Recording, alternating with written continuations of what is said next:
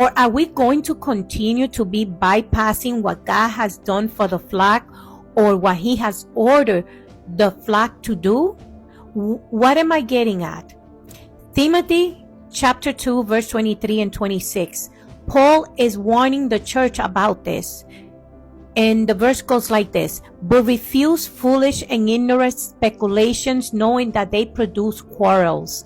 Paul is warning people not to join the bandwagon of fruitless controversy in the church. However, he is not saying not to correct it or hold them accountable. He is highlighting is how can we correct it if the church body is zigzagging amongst each other without finding a remediation or a solution to the situation. We are addressing the problem the wrong way, and some are just posing parodic allegations based on what others are saying and adding to their own judgment to the whole mess.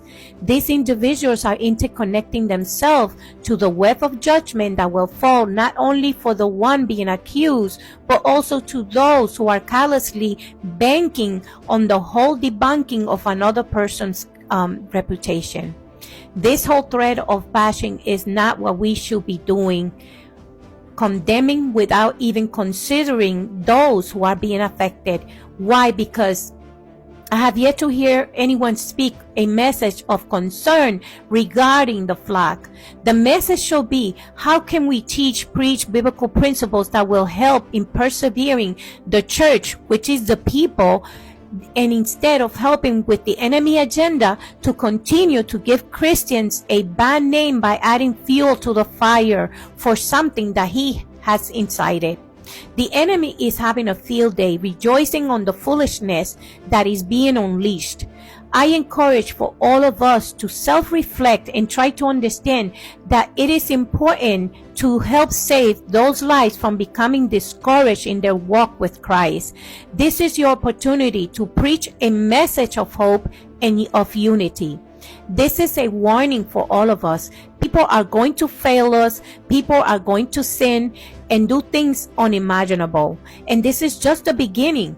We must ask ourselves today, what are we doing and how are we serving? And who are we serving?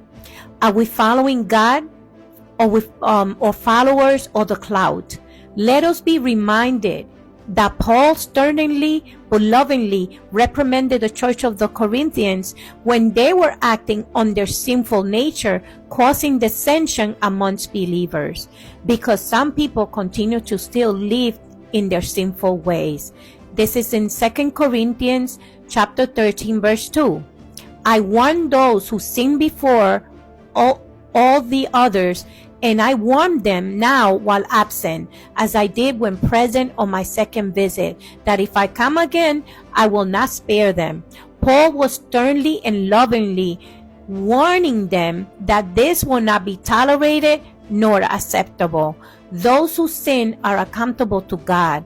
The question is, are we going to be part of the problem, or are we going to work on finding a solution as a Christian body? Can we help the church body to restructure themselves back into a more godly place where they can heal from their spiritual trauma?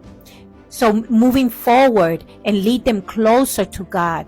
Think about how will Jesus handle this spiritual dissonance in the church.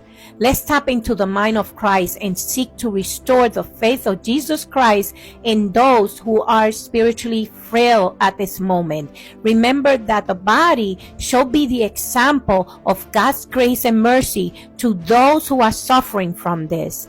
We need to stand up strong by encouraging people to become stronger than ever before in their faith in Christ. Please share this video with others. God bless.